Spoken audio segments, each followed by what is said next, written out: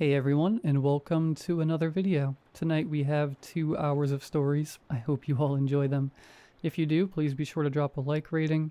Let's see if we can reach 500 likes on this one. It takes just a quick second to drop a like, and it helps out the channel immensely. Subscribing if you are new is also very much appreciated, as I post videos just like this whenever I finish 2 hours of audio. We're stepping away from the every Monday night upload schedule that we've been testing out. I'm just going to try and post as much as I can. So I hope you're all looking forward to that. Anyways, sit back, do whatever it is that you do to relax. And as always, I hope you all have a great night. 3 years ago, my friends and I decided we would all go on a fun camping trip for the weekend. Like most friend groups, we had a group chat where we discussed plans and other random topics. Typically, our plans were made last minute. Somehow, planning ahead never worked out for any of us. Ironically, the more spontaneous the plan, the more likely it was to actually happen. So you can imagine my surprise when we managed to plan a camping trip in advance, and it actually worked out. All of our parents said yes, and no one had any games or school commitments to worry about. We scheduled the trip for a Friday evening, planning to spend the whole weekend outdoors. When Friday finally came, we were all excited. Some of my friends brought tents and fire starting gear, while others packed safety equipment, just in case. The only downside? We had to hike a trail to reach the campsite. I had work that night, so I was the last one to start the hike. I got off at 8:30 p.m. and made it to the trailhead by 8:50. The hike would take an hour at most. Keep in mind, I lived in Colorado, so wildlife was always something I had to watch out for. But little did I know, wildlife would end up being the least of my concerns. As I started along the trail, my mind began to race. I'd always been someone who overthought everything. My thoughts spiraled. What if a bear comes out and eats me? What if my blood sugar drops and we're out of snacks? What if someone is stalking me from behind the trees? Eventually those thoughts faded, and I found myself more focused on the music playing through my headphones. As I kept walking, I realized my blood sugar was actually starting to drop. I stopped for a quick snack break and sat down to rest. I've been a type 1 diabetic since birth, ever since I was 18 months old, when my pancreas decided to retire early. My life was revolved around managing sugar intake. All that really did was turn me into a sneaky kid who constantly found ways to sneak sweets. Sometimes I wonder what it would be like to be normal. But then again, this is my normal. I don't have a single memory of life without diabetes. If anything, not having it would feel abnormal to me. Maybe I wouldn't be the punching bag of the group if I didn't have it. Maybe my mom wouldn't carry so much guilt over it. Either way, there's not much I can do. It's just the crappy hand I was dealt. Once my blood sugar was back at a reasonable level, I stood up and continued down the trail, but after a few minutes I stopped. My surroundings felt off, uncomfortably unfamiliar. I looked at the map I was using and realized I'd taken a wrong turn. I had been walking in the wrong direction for nearly the entire hour this hike was supposed to take. A chill crept through me. It felt like freezing water was being pumped through my veins. My mouth went dry, and my heart pounded so hard I could feel it in my head. Crap, okay, this isn't a big deal. I muttered to myself, trying to stay calm. I just walked back until I reached the points where I went off course, then take the right path. But deep down, I was panicking, and I didn't even know why. It wasn't just that I was lost. Something about that one wrong turn felt wrong in a way I couldn't explain, like it had set something in motion. As I retraced my steps, a strange paranoia crept over me. I started walking more quietly. I pulled out my headphones and tried to suppress every sound I made, moving quickly but silently, like something might be listening. As I started walking, I began to notice something strange. Why are there two sets of footsteps? I wasn't imagining it. I could clearly see it. It wasn't subtle. Every time I took a step, something else did too. But it wasn't just that something was walking behind me. No, it was that every footstep it took was perfectly synchronized with mine. Not just the timing, the sound was identical. The only reason I even noticed it was because of a slight delay, just a fraction of a second. I know that doesn't make much sense. If it stepped when I stepped, the sound should have blended perfectly, but it didn't. I could hear the echo of it, like a mirrored version of my own movement, just a half beat behind. I started counting each of my steps, and each of the ones I heard. It wasn't the idea that someone might be there that scared the crap out of me. No, it was the realization that something was there, copying me perfectly. There's not something a person can do. No human can replicate another person's footsteps exactly, not down to the sound, weight, and rhythm with 100% accuracy. Most people, when they think they're being followed, will call out, ask, "Who's there?" or maybe even run. They'll make it obvious that they know. I wasn't going to do that. I decided to play it smart, act clueless. The plan was simple.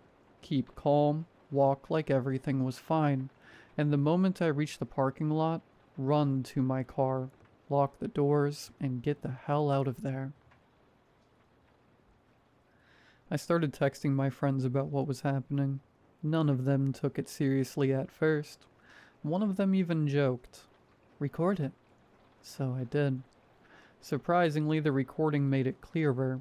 You could hear it, the sound of multiple footsteps, perfectly synchronized, but with that strange delay.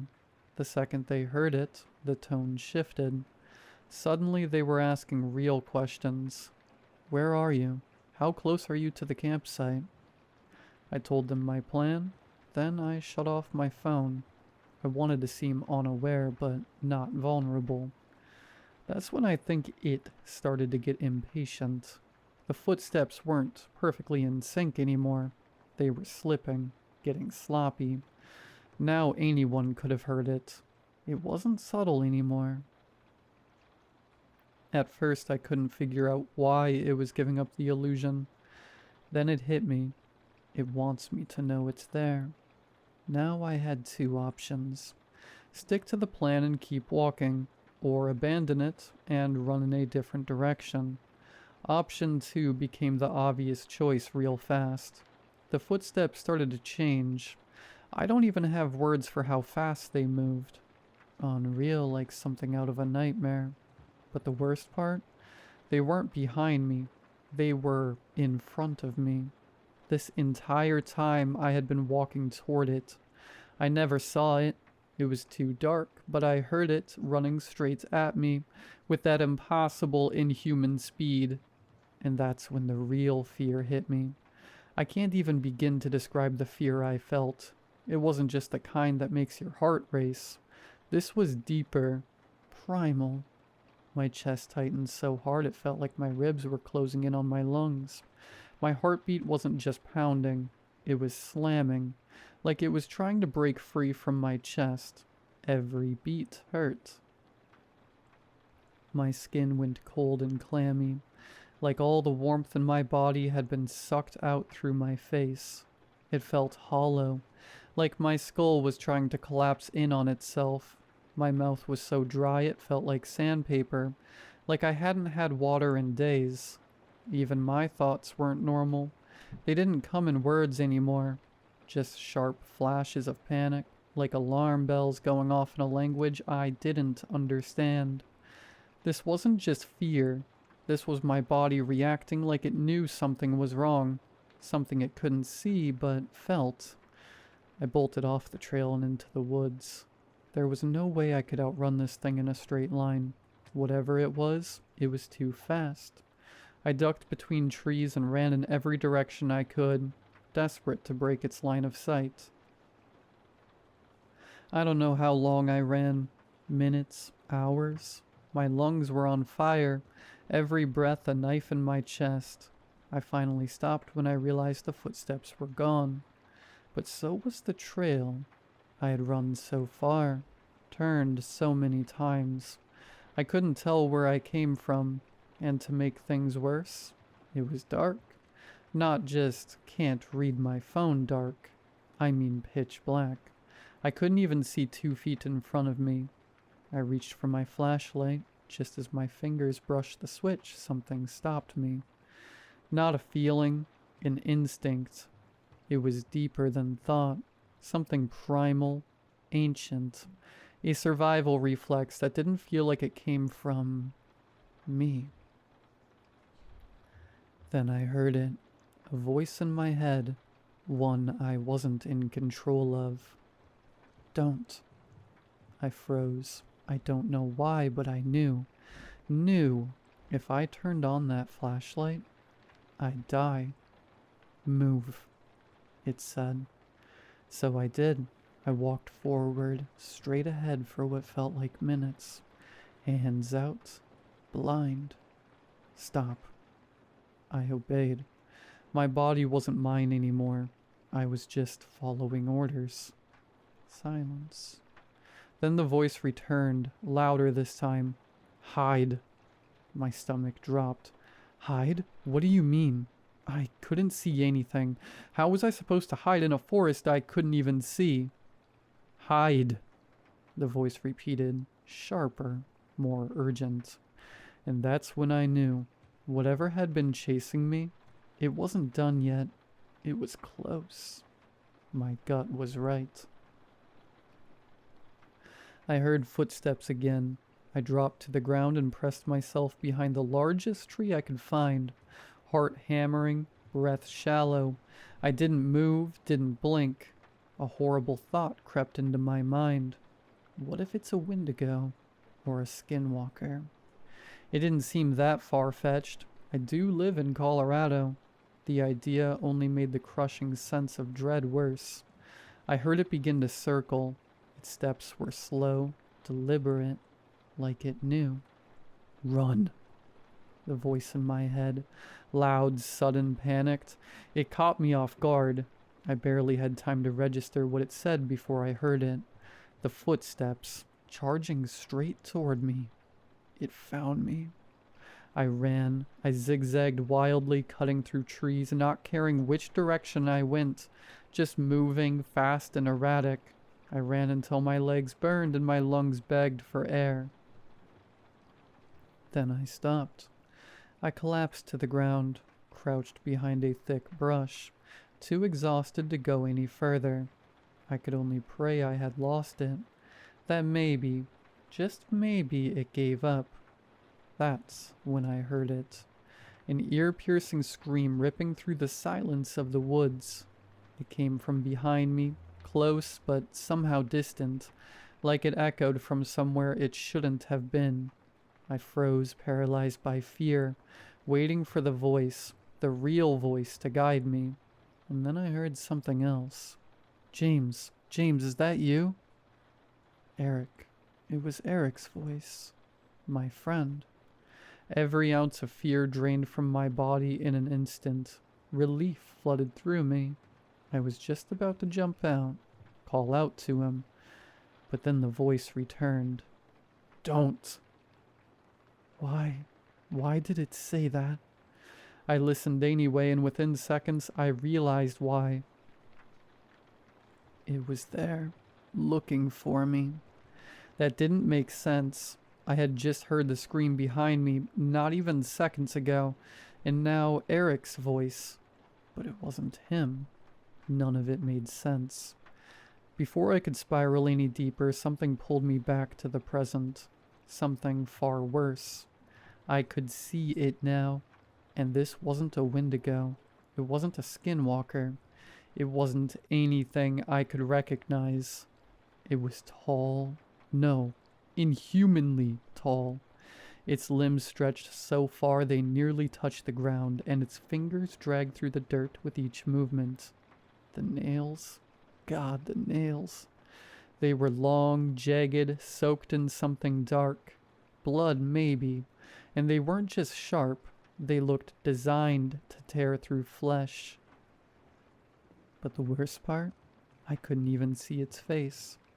It was so tall, its upper half disappeared into the tree canopy.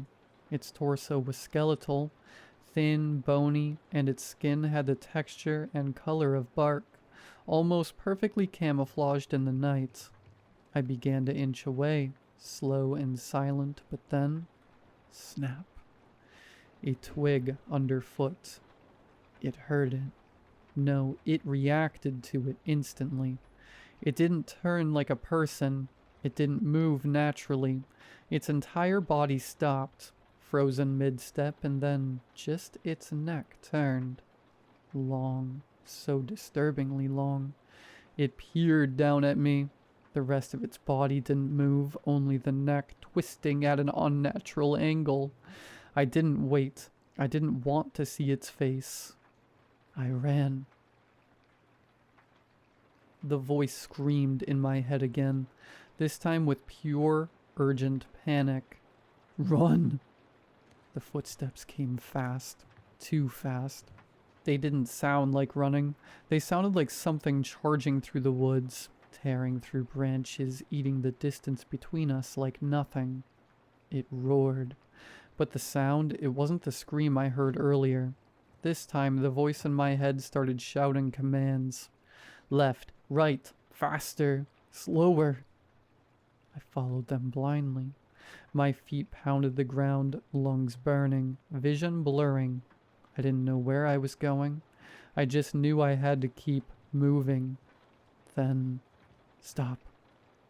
I collapsed behind a fallen log, gasping, body trembling, and for the first time I realized it was gone.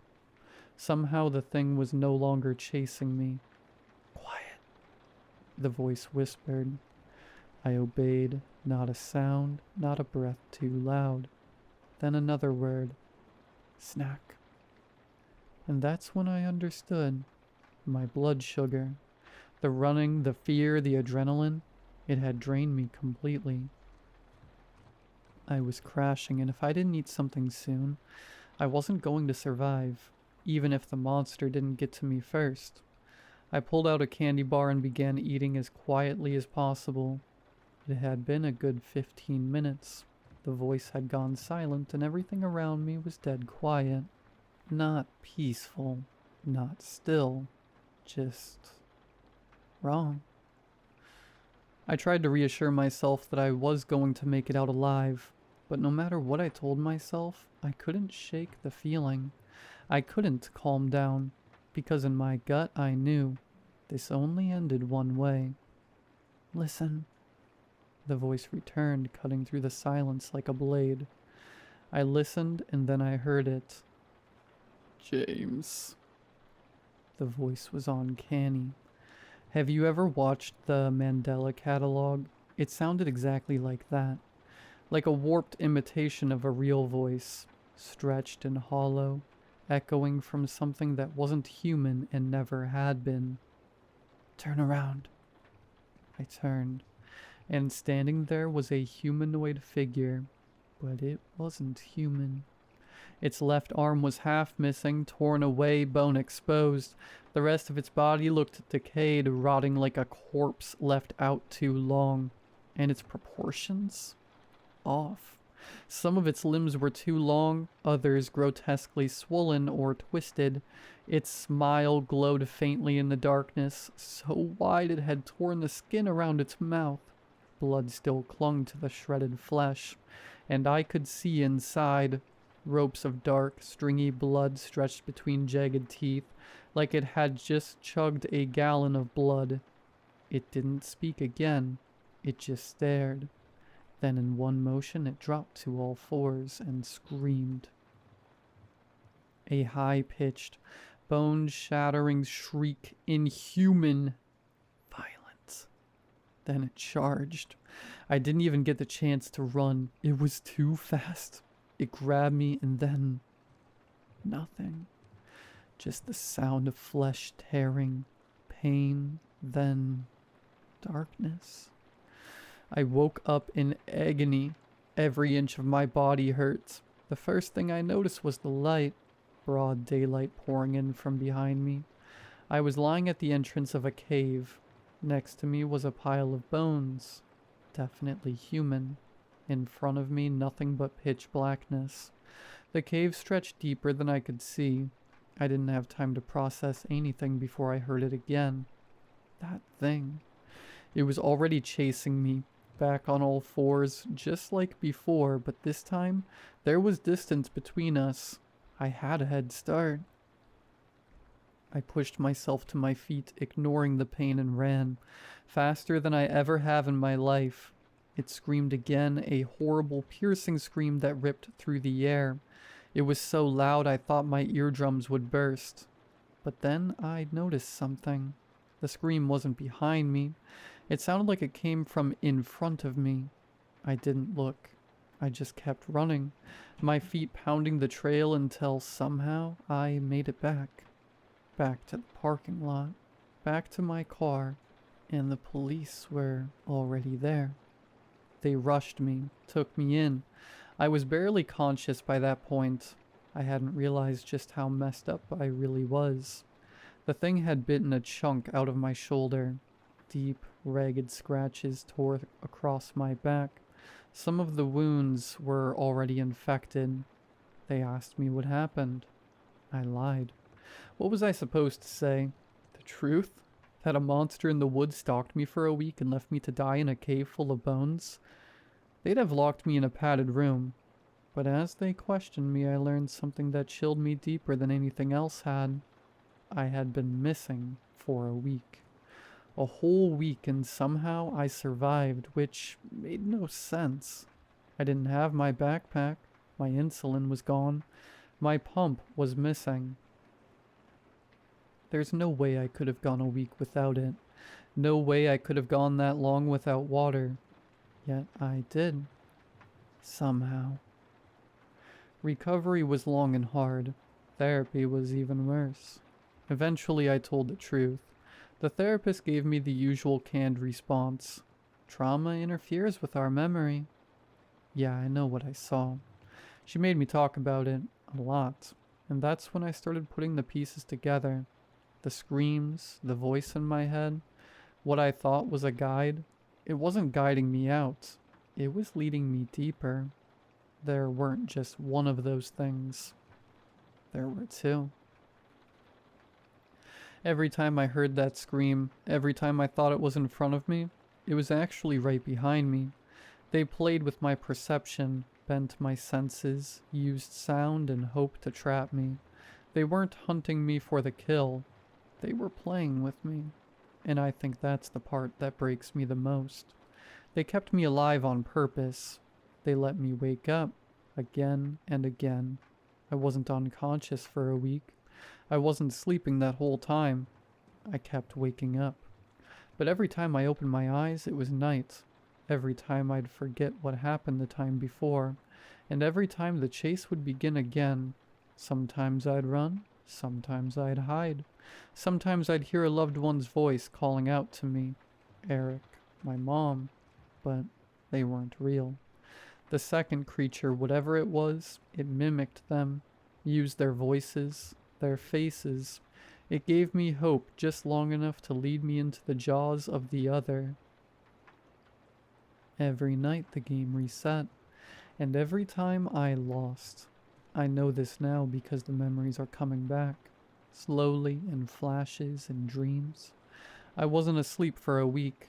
I woke up 7 times, 7 nights, 7 rounds of fear, pain, and false hope. I even went into the cave, the same one it always came out of. I think I lived in it for some of those nights. The memories are still blurry, but here's what haunts me the most. Why was the last time different? Why did I wake up in daylight? Why was that the only time I made it out? I ran 10 minutes from the cave to the trail. That's far, but not far enough to explain why the pattern broke. It doesn't make sense, and maybe it's not supposed to. Some things are random for a reason. Some horrors don't follow rules. This is just what I remember, my perspective. But I know one thing for sure. It's over now. And I am never going camping again. No, screw that. I am never going near the woods again.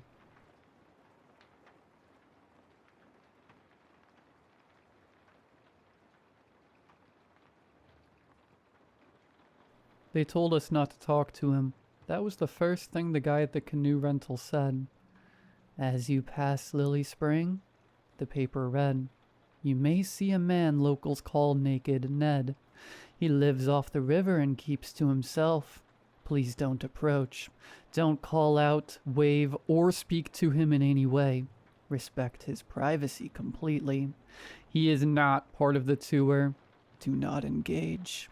Ned won't bother you if you don't bother him. I read it aloud in the van, doing my best creepy narrator voice. Spooky. Kaysen snorted.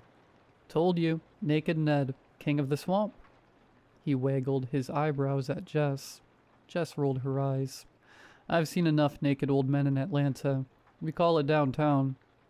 Luke barked a laugh that was the old Econoline van rattled down the last dirt stretch. I swear it nearly came apart over a giant pothole.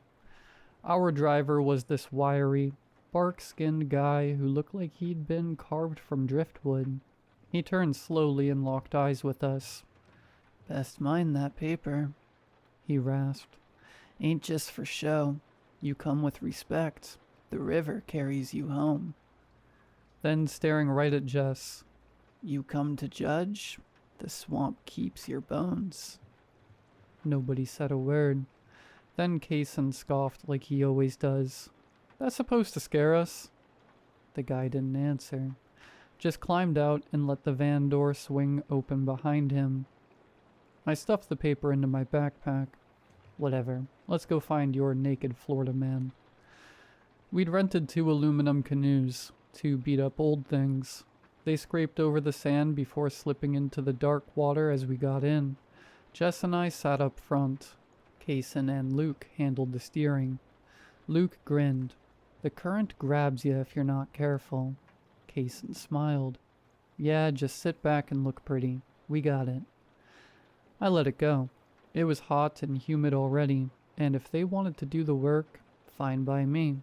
The Santa Fe River was tan and dark and slow-moving, winding lazily through the swampy woods. The smell was thick, wet earth, rotting leaves, and something foul. We drifted past half-sunken docks and sagging shacks. Faded, no trespassing signs clung to old trees, nailed in decades ago and forgotten. Jess wrinkled her nose. Smells like a carcass in a crock pot out here. Kaysen grinned. That's just the swamp saying hi. I didn't say it out loud, but the farther we drifted, the more the river felt like it was swallowing the world. Even our voices started to feel off. Too loud, then too soft. Like sound itself didn't know what to do out here. I reached into the bag and cracked open a mini bottle of Fireball. I'm not waiting till Rum Island, I said, shaking the bag. It rattled with more where that came from. Luke grinned. We better kill those now. Show up with Fireball at Rum Island, and you might as well wear a sign that says amateur. Jess held out her hands. Toss me 2. I'm double-fisting this river run. I lobbed a handful into their canoe. She caught every one. We laughed, we drank, but the deeper we went, the quieter it got. Cypress knees jutted out from the water like bony fingers. Spanish moss hung from the trees like the world's oldest curtains. We passed a bleached log covered with turtles. When we got too close, they plopped into the water one by one, vanishing with soft splashes. Jess jumped. Jesus. Just turtles. Luke smirked. I wasn't so sure. Where there are turtles. Then came the yellow eyes, barely above the waterline. A gator, watching, not moving. Nasty, Kaysen muttered. No one disagreed. A little farther on, we passed a leaning pine tree. Wired to the trunk was a skull. Maybe deer, maybe not. One antler hung down like a broken limb. Just spotted it. Well, that's not creepy at all. Kaysen clenched his jaw. Idiots hunting out a season. Silence settled in. They say people disappear out here, he added. No splash, no trace, just gone. Jess scoffed. BS. But her eyes stayed locked on the skull until it disappeared behind us. Ahead the river forked. One way curved wide and easy, the other narrowed into a shadowy tunnel of trees. The water in that direction turned crystal clear. That's Lily Spring, Luke said quietly. We stared into it. It was beautiful in that way deep water can be. Too still, too clean. I took another swig of Fireball. Jess grinned. Well, let's go meet him. Then the current shifted and started to pull us in. The water turned crystal clear. White sand on the bottom with scattered leaves and roots twisting like veins. No one spoke. Then we saw it. A crooked yellow sign nailed to a tree. Naked Ned ahead. I snorted. Seriously? The outfitters put that up? Kaysen smirked. The swamp did it. Nobody laughed. The message came first, smeared on a small warped wall of old plywood. I'm not qualified to cast the first stone. Are you? Then we saw him. He stood behind the wall just tall enough to cover him from navel to thigh. He was tall, disturbingly thin, his skin too tight like it had been stretched to fit bones it didn't belong to. His hair was long, matted with river scum, his beard ever longer, and clung to his chest like Spanish moss. But it was what hung below the wall that really hit us. Between his legs dangled something long and hideous. It looked like a dead snake, shriveled, lifeless, roped with veins hanging almost to his ankles. Whatever it used to be, it wasn't anymore. I don't even want to describe it again. For a second we all just stared. Jess gagged out a laugh. Kaysen whispered, "What is that?" Ned didn't move, just stared at us like we were already caught. Jess, drunk and fearless, stood up in the canoe. "Hey Ned, you gonna show us the goods or just stand there like a scarecrow?" "Jess, stop," I snapped. She threw her arms wide. "Come on, what's the point of being a famous naked swamp man if nobody sees it?" Ned tilted his head. "I show everyone the same thing," he said. "It's only the guilty who have to die." His words drifted across the water like a putrid breeze from hell. Jess sat down hard. Then Ned stepped around the wall. Around his neck hung a human skull, wired through the eye sockets. It swung with each step. And he smiled, too wide, too long, like his face wasn't built for it. The water beneath us rippled. Then something bumped our canoe. "We need to go," I whispered in a panic. Kaysen nodded, dug his paddle deep, but the river wouldn't let us. The current shifted, subtle but there, pulling us forward toward the dock, toward him. Jess started sobbing. "I'm sorry," she said. "I didn't mean it. I'm sorry." Ned laughed, a horrid cackle. "The first stone's already been thrown, and it wasn't by me." He pointed at Jess. "She's the one," he rasped, "and the swamp knows." Then the water erupted. Black roots burst from below, slick and alive, wrapping around Jess's arms and waist. She screamed. Kaysen grabbed her, trying to hold on. "I've got you," he yelled. "I've got—" But the roots yanked. Hard. She slipped from his grip and vanished beneath the water. Gone. Silence. Then Ned said, "Judgment has a price, but the swamp always leaves something behind." The water bubbled. Something floated to the surface. A skull. Bleach white. Gleaming. It looked too clean, like the swamp had scrubbed her soul away. It bobbed next to our canoe, staring up with empty sockets. I screamed. Kaysen dug his paddle in again, but the canoes weren't moving. Not really. Every stroke felt like we were trying to row through molasses. "Paddle," he shouted. "Go now." We all did. Harder, faster, but the river wasn't having it. It was like it had made up its mind. Ned turned without another word. He walked up the dock, disappearing into the trees like the swamp had opened its arms and taken him home. Then the current let go. The river went soft again as if nothing had happened. Our canoes drifted light and easy, free. None of us said a word. We just paddled, hard, fast, like the river might change its mind and reach for us next. We didn't stop, didn't look back. Not even once.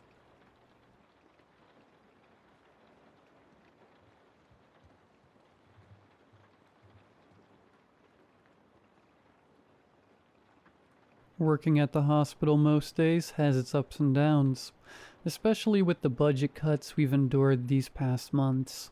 It's getting harder to understand what the administrators expect of us when we're stretched so thin. Honestly, it's a struggle for patients to even see a doctor these days. It's difficult to reconcile that a system meant to care for people so often just guesses. So often it shrugs. What I've learned is this: the only thing that saves a patient anymore is a doctor bending the rules, or one of us nurses actually putting in some work. It started small, these unconventional methods. A burn victim came in, and we had no available rooms, no proper anesthetics, just me and 3 other nurses scrambling for a solution. Then I thought of something. Nearly expired experimental medications for pain relief for chemotherapy, stockpiled for another department. The others hesitated. It was a risk, but it worked. The patient recovered.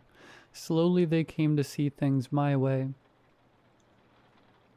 Now, our unit reports a 5% better recovery rate than the others. But we don't talk about how. Not to patients.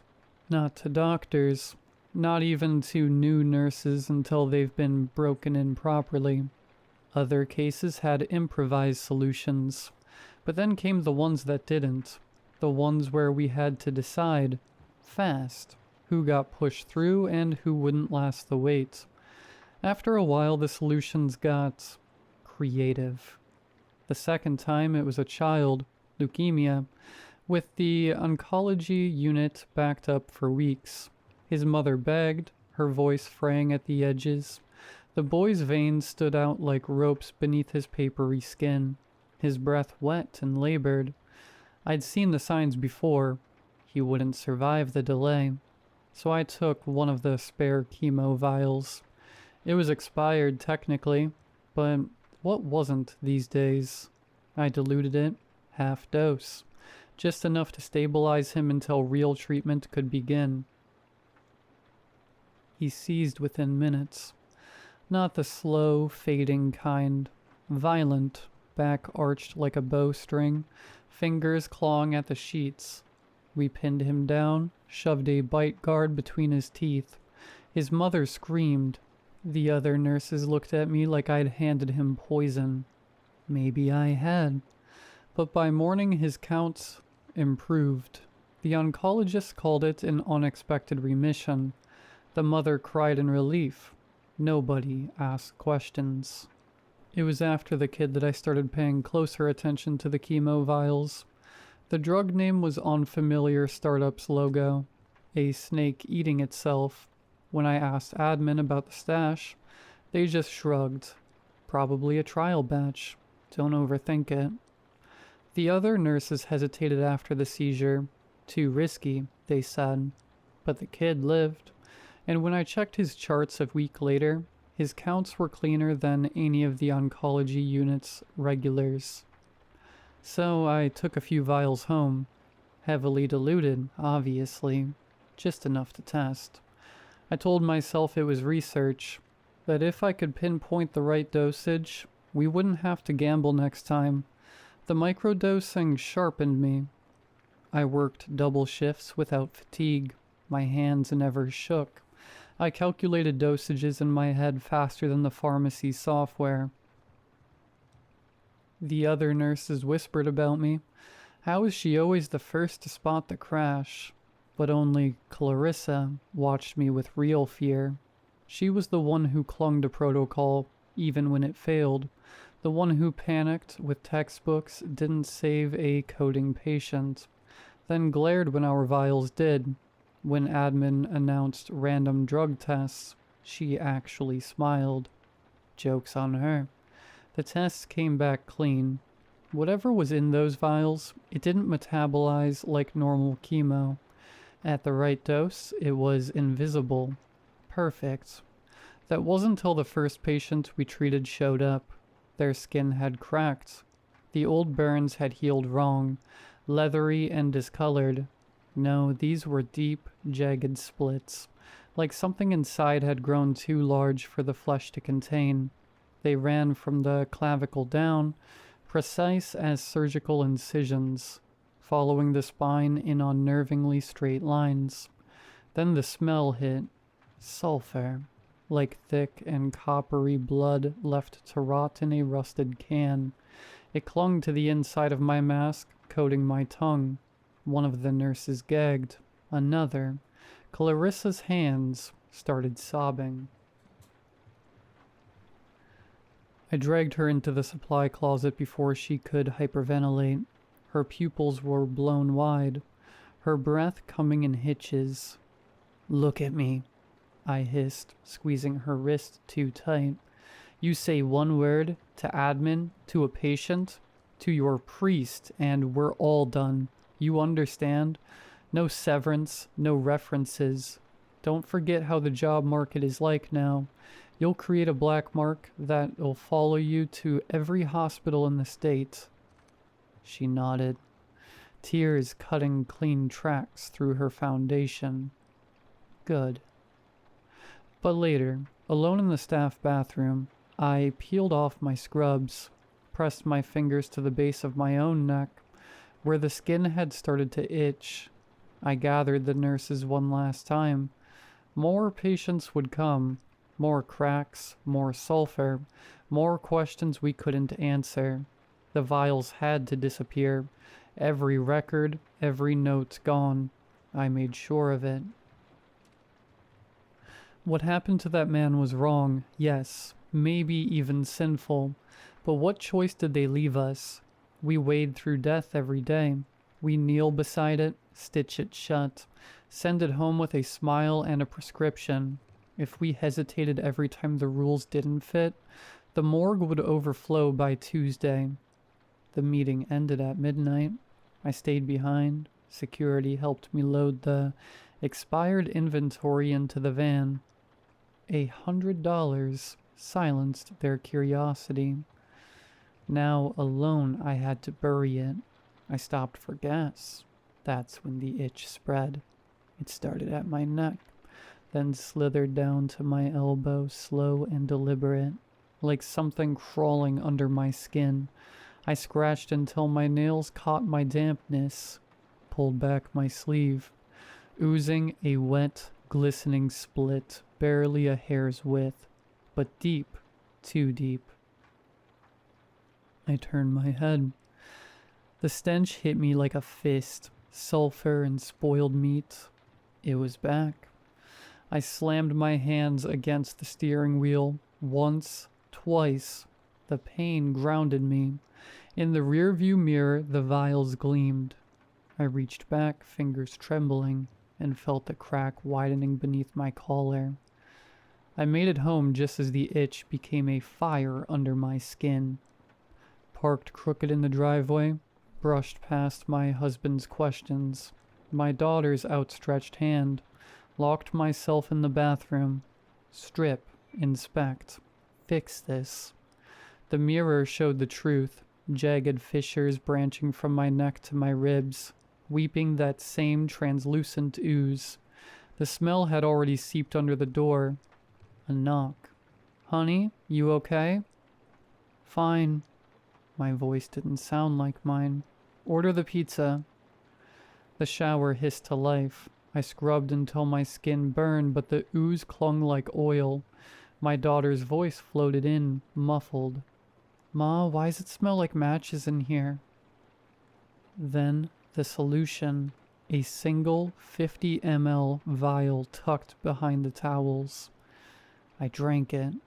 The reaction was instant. My bowels turned to water. The cracks hissed, edges fusing like melted plastic. Pain gave way to numb, blissful relief. "Ma, pizza's here." I leaned against the tiles, breathing hard. The vial had worked. For now. I started to grow nervous about how long I would need to take the vials to prevent the cracking. Maybe I could trace the manufacturer, find a generic, something to make it feel less nameless. But every search hit a dead end. No website, no FDA listing, not even internal inventory records. The department that originally asked us to store it couldn't explain where it came from or why. I kept searching. Through pathology reports, procurement records, even my own tampering with the vials, and nothing. Every attempt to dilute the dose, to ration it, only made things worse. The cracks came back faster, deeper. One night they split me open across the abdomen. I barely made it to the bathroom before I vomited on the tile, choking on the stench. You just never get used to it as soon as you catch a whiff. Work didn't get easier. If anything, it became a mirror where I saw pieces of myself in every body that came through. The morgue reeked of sulfur on the bad days. Then, without warning, time began slipping faster. A month ago, I realized the worst of it. I'm running low. My supply, what little I have left, might last 3 months, maybe less, and then I'd just be another corpse on the slab. Pathology have told me that they can't dispose of a body the same day. They make exceptions. Cut it open, drain it dry, bleach everything before the smell sets in. Apparently it works. I can't stop thinking. That's going to be me. They'll bleach me before my husband even gets there. He suspects something. He thinks it's another affair. How could I tell him this? Show him this? I just think about how alone I am now, especially now that I'm the last one left. Everyone else quit, transferred, or disappeared. Clarissa? She didn't make it. I went to her funeral last week. I wasn't welcome. The contempt from the other nurses fouled the air. Before the service even started, I had to leave. The itch had come back worse than ever, like something was clawing its way out every time I took the vial too late. Sometimes I think there's no way out, but then something happened. Last week, the final patient I ever dosed came back. I saw them in the ER, just a flash of a face through the cracked door of Trauma Bay 2. But I knew. Same hollowed eyes, same pallor, same veins that once pulsed wild with fever and fear. They were supposed to be gone. Not dead, just processed, discharged, out of sight, out of the nightmare. But they were back, sitting upright, legs swinging over the edge of the gurney, like they hadn't spent weeks with death curled in their lungs. Their eyes met mine and they smiled. Not grateful, not kind, something else. something knowing. I couldn't breathe. I turned and walked until my knees hit tile. I didn't cry. I couldn't. I convulsed, bent over the sink in the staff bathroom, gasping like I was the one coding. The smile kept replaying in my head, stretching wider every time, as if they knew what was inside me, as if they'd seen it grow. I didn't go back to the door. I couldn't. By the time I returned the next day, admin had already filled out the paperwork. Leave of absence. Burnout. Perfectly understandable. The last veteran finally cracking under pressure. The others bought it. Why wouldn't they? They'd seen enough of their own breakdowns to know the shape of one. I even nodded along, playing the part. It was easier than the truth. That I'd seen a ghost come back wearing flesh I helped rewrite. So now I'm home, resting, recovering. Just long enough to die in private. I'm not sure what else I can do to stop this.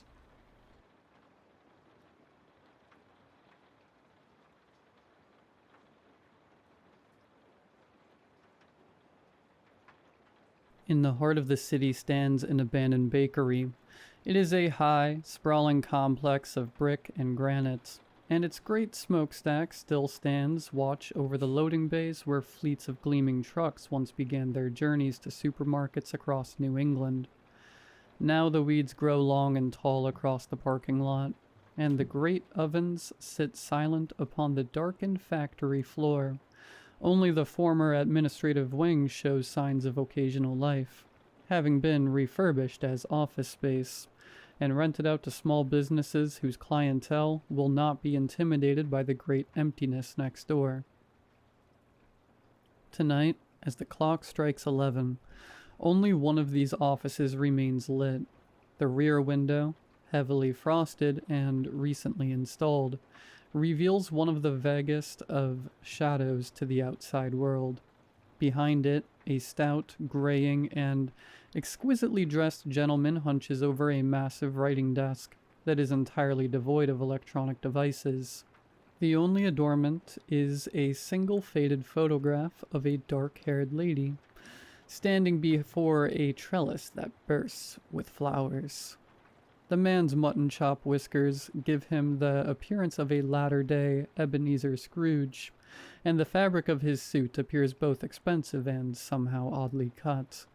His brow furrows in concentration as his pen flies over sheet after sheet of thick, cream-hued paper, filling each with flowing script that seems to crackle with urgency. The desk drawer at his left elbow stands open, and with his left hand he places each finished page into it even as his right drops the pen, and reaches for a fresh sheet. This is my boss, Mr. Silvergleid. He is not available for appointments. I state this latter fact because doing so is a duty of my employment.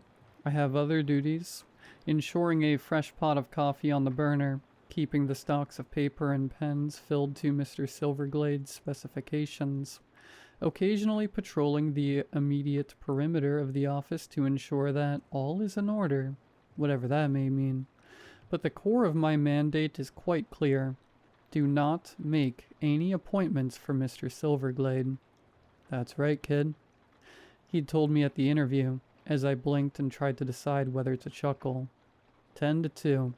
Every weeknight, and you don't let anyone past you. And you don't make any appointments. Not any. Can you do that? I thought about it as the sun sank low over the crumbling houses across the street. What if someone needs to talk to you?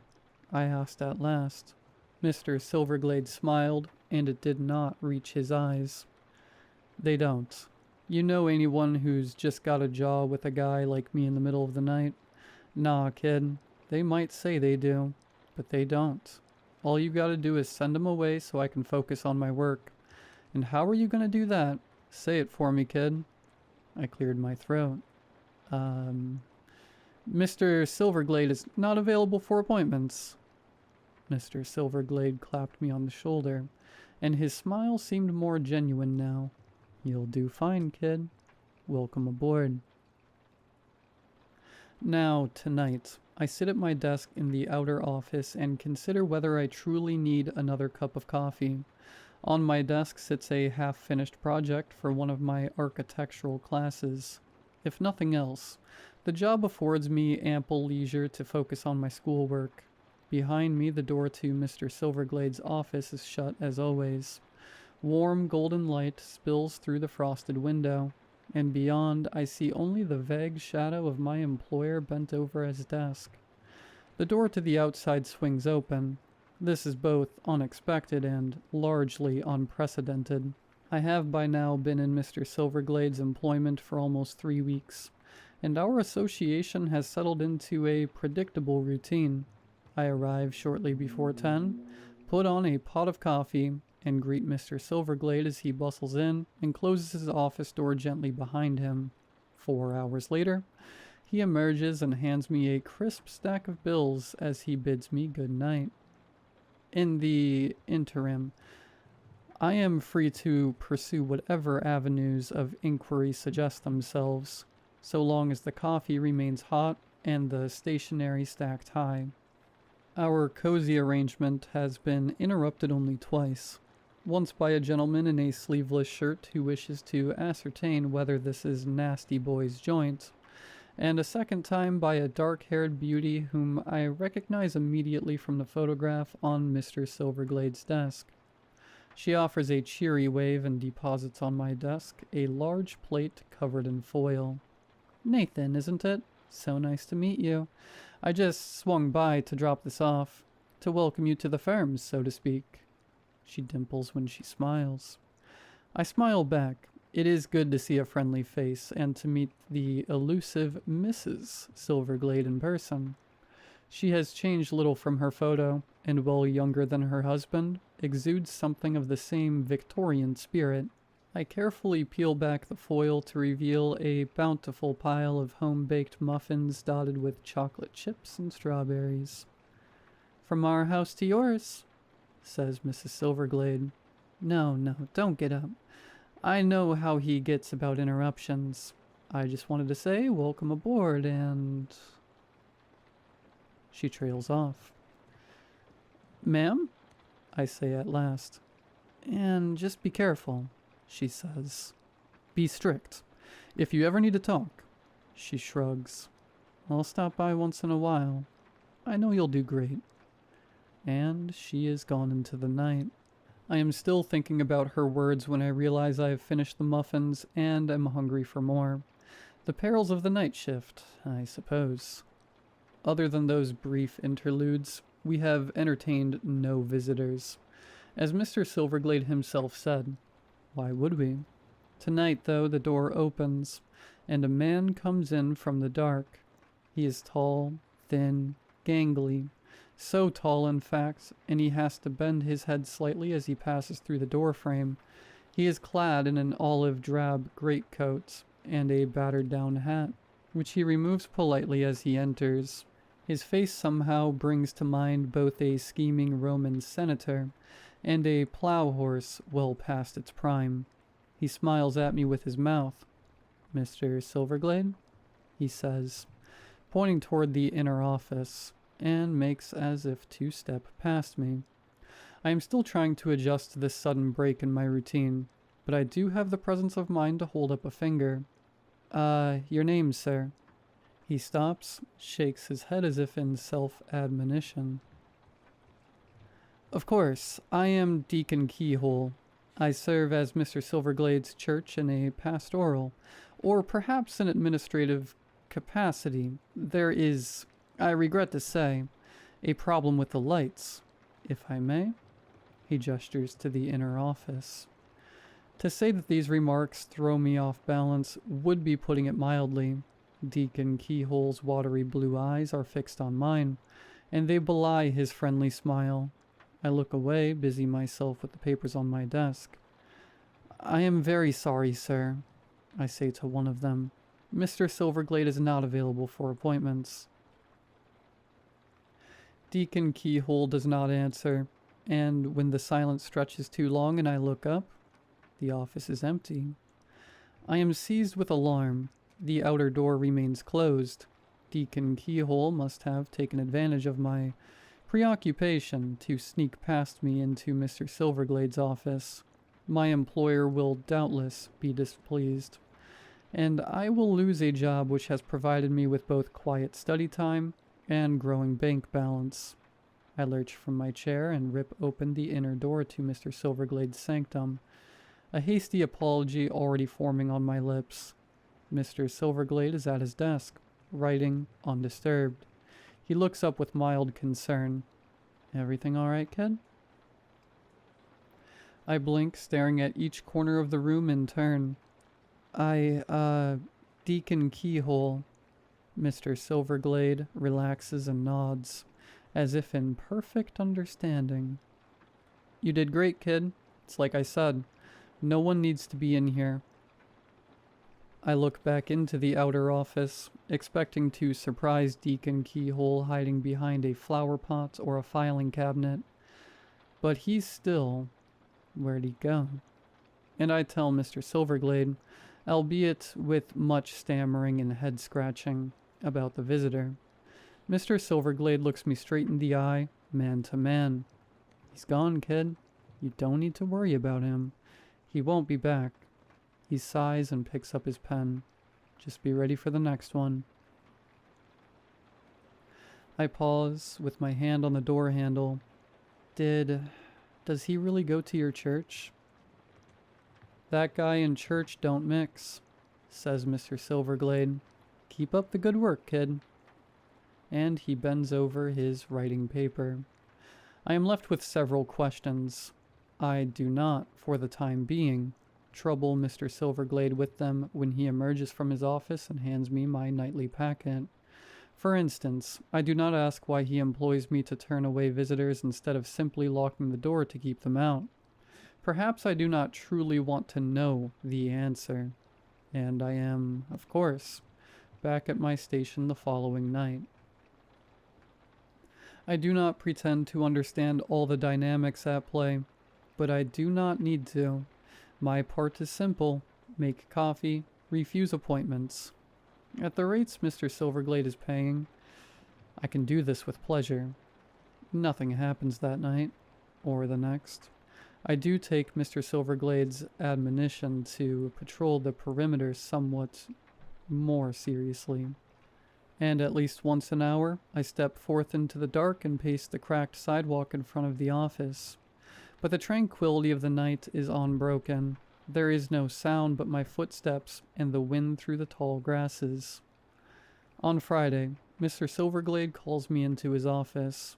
He takes a sheaf of finished papers from his desk drawer and begins to place them into a large manila envelope. "Something a bit different tonight, kid," he says, then curses as one of the sheets goes astray and flutters to the desk in front of me. I pick it up and hold it out to him, making an active effort to avoid reading what is written upon it. To do so would seem a violation of Mr. Silvergleid's privacy, at a minimum. However, my eye cannot help but catch a fragment or two as he thanks me and returns it to the stack. "Legionnaire's daughter and the Duchess are especially dangerous.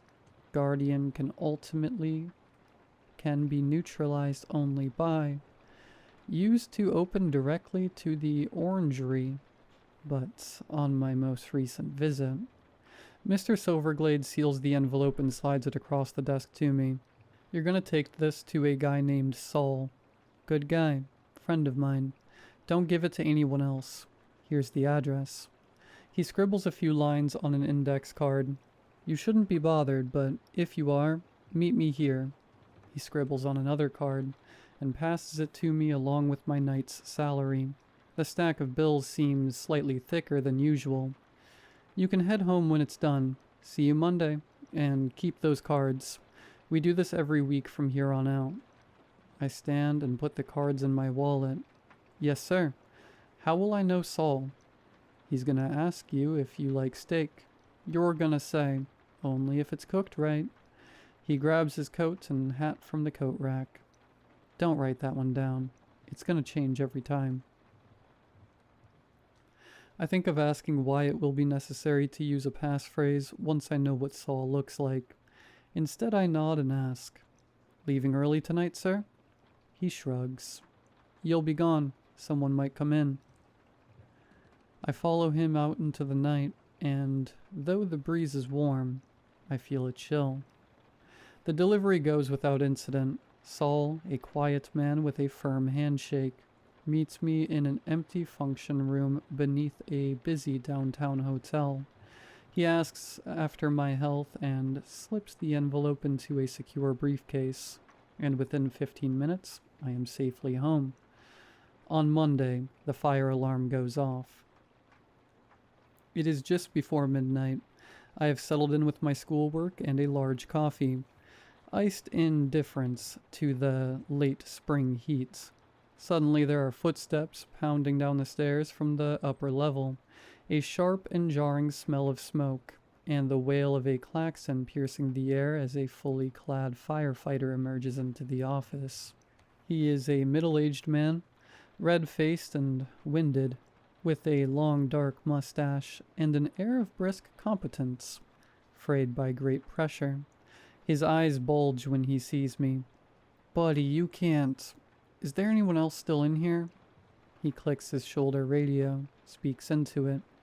"Control, Suite 7 is not clear. I repeat, not clear. I need additional hoses over here now." His alarm is infectious. I glance over at the door to Mr. Silvergleid's office, but it is as ever. A vague shadow bent over a desk. I rise from my chair and the firefighter is there, standing at my shoulder, urging me toward the door. "This place is going up, buddy," he shouts over the alarm. "Get out there and get across the street. You ain't got much time. Sprinklers ain't even working right. Go, go." I gulp, look around the office. My boss. The firefighter glares at Mr. Silvergleid's office, shakes his head. "You gotta be... he deaf or something?" Something tickles at the back of my mind. "I'll get him," I shout. "You go on. We're right behind you." He shakes his head. "No time, buddy. You gotta go now. He in there?" He points at Mr. Silvergleid's office, steps away from me and toward the inner door, but he does not open it. I stand there in the smell of smoke, with the alarm klaxon drilling into my brain, and I try to think. I take a deep breath and look the firefighter straight in the eyes. "Mr. Silvergleid," I say, "is not available for appointments." The alarm stops, the air is clear of smoke, and a smile begins to spread across the firefighter's face. He places both of his rubber-gloved hands on my desk and leans in close. "Do you want to see?" he asks. "What my eyes really look like?" I do not, and before I know it, I have stumbled away from him and out the front door. In the parking lot, all is quiet. There are no alarms, no smoke, and no fire trucks. Of course. Why would there be? My battered Dodge Charger awaits nearby. I fumble in my pocket for the keys, still staggering backwards, expecting the firefighter to emerge any moment. To emerge and show me his eyes, but he does not. No one does. And as my hand finds the keys, I realize Mr. Silvergleid is still in his office, with the firefighter. I stop, breathing hard, and I force my body to walk back to the office. The door hangs open. I grip the frame hard with both hands and peer inside.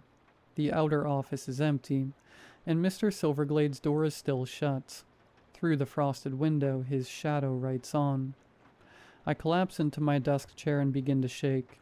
I do not know how long I would have remained that way if I left it to myself. And in any case, I am eventually roused by a soft voice at the door. "Nathan? Nathan!" Mrs. Silvergleid enters, another foil-covered plate in her hands, and hastens over to my desk. She sets the plate aside in a single practiced motion and takes my hands in hers. "Oh no, poor Nathan. Was it bad?" I am still breathing hard, but her presence is calming. I tell her, as best I can, about the firefighter. I don't. Who are these people, ma'am? And what do they want with your husband? Her eyes and voice are hard. I don't know. Not exactly. But I know that for 2 pins, I'd march in there and tell him exactly what I think of him putting a young man like you in a position like this. Better save it for breakfast, I suppose. She stands. If you want to quit, Nathan, no one could ever blame you.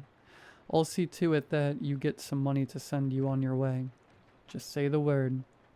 But I stand and I meet her eyes.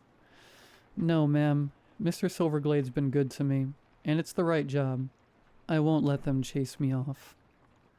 She presses her lips together. Very well. I think I'd better start coming by every night, just to check. She stops at the door and turns. Be well, Nathan, and remember, you don't have to do this. Yes, ma'am, I say, but she is already gone. The next evening, there is a detour. A water main has burst, it seems, beneath one of the city's busiest streets. Traffic is routed several blocks to the west, and I decide to walk. I park the Charger in front of the neon-lit Mexican restaurant, and a man steps out from beneath the awning. Nathan? He says. Nathan... I spin around. The man is tall, thin, well-dressed. He holds both hands up in a gesture of peace. In one of them is a leather billfold with an ID inside. He offers this to me with a smile. I'm glad I caught you. I was gonna come to your apartment, but this is better. Name's Phil. I'm a private eye. I glanced at the ID.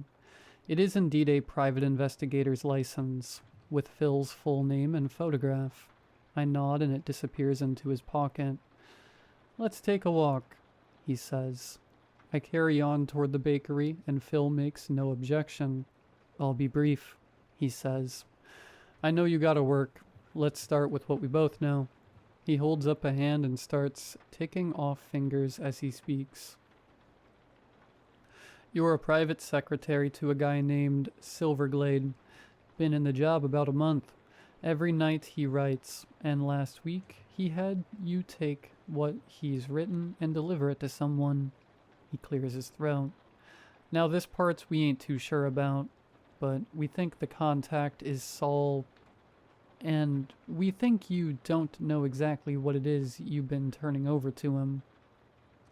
No comment, I say. Do I need to call my lawyer or something? Phil chuckles. I ain't the police, son. I got a boss, just like you. Difference is, my boss didn't tell me to do a bunch of stuff that's gonna get me in trouble. I shake my head. Trouble? You mean Mr. Silvergleid's in the mafia or something? I don't buy it. I glare at Phil, and he's not available for appointments either. Phil holds up both hands. I ain't asking for an appointment, son. I know how he is about that, and I know telling you to get me in there ain't gonna buy me much. He sighs. No, he ain't mafia. We actually think this guy Saul is working for the Chinese Communist Party, and that Silvergleid's selling stuff to him. Stuff that belongs to my employer. I shrugged. So, call the police? Or the FBI? Or... Phil cuts me off. You seen anything weird, son? At Silvergleid's, I mean? I press my lips together and walk faster. The bakery is 3 blocks away. Sure you have. I see it in your face. He matches my speed. His face hard and focused. You ever wonder where Silvergleid works during the day? Well, I'm not gonna name names, but you know the place. A lot of the things they work on, a communist spy would pay plenty for. And one of them is a gas to give enemy soldiers violent hallucinations. You feel me, son? And I do. I do not want to, but I do. Phil sees this in my face, too. That's right. Just the thing to confuse the bad guys before we attack, or convince an innocent kid to trust a thief. He glances around. We're almost there now. and I can't be seen, but I want you to take this. He shoves something into my pocket, a business card. I see briefly before it disappears. When you make your delivery on Friday, you call me. I'll have a team ready. We'll steam that envelope open, real careful, and we'll copy what's inside. If I'm wrong, no harm, no foul. If I'm right, we're gonna find you just exactly what the boys in Beijing have been paying Mr. Silvergleid for. He stops and holds up a finger. We are close to the bakery now. It is clear he will come no further. Why do you do it? 2 reasons, son. First, we'll pay you for your trouble, but I don't think that's what matters to you. What matters to you is doing the right thing. Your boss tried to make you a patsy so he could sell military secrets to communists. You okay with that? No, you aren't. So you're gonna do the right thing. Your boss goes away. My employers are happy. Our soldiers are safe. He taps me on the chest. Friday, you hang on to that card. You call me. He turns and is gone into the gathering dusk. Friday arrives and I'm not ready. A powerful thunderstorm grips the city, and I awake with a pounding headache that dogs me throughout the afternoon. Even migraine pills and strong black coffee only dull the discomfort. I arrive at the bakery, bleary-eyed and unsure of myself. Mr. Silvergleid, for his part, seems troubled as well. As he walks through the door, lightning cracks overhead, and he whirls with his silver-tipped cane gripped tightly in both hands. The thunder rolls away, and he sighs and relaxes. The smile he gives me as he makes his way to the inner office seems more forced than usual. I pray, as I fumble with the coffee pot, that Mrs. Silvergleid will appear, that I will find a way to confide in her and seek her advice without directly accusing her husband of being a traitor to the Republic.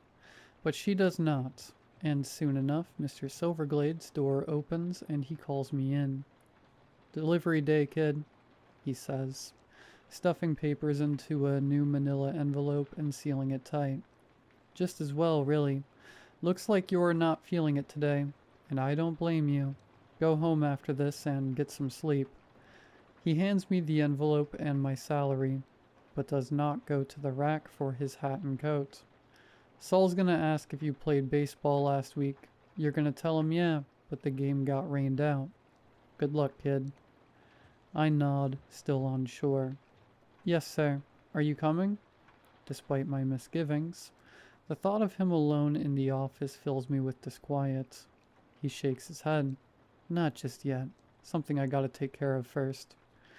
He gives me the best grin he can, and I appreciate the effort. "Don't worry about me, kid. I've been doing this a long time. Someone shows up, I'll send him home myself."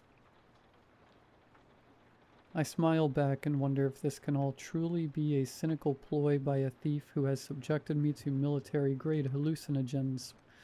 I wonder, and in response, I ask myself for the 100th time, what is the alternative? And I still do not know. I drive halfway to the hotel, then pull the Charger over to the side of the road and park.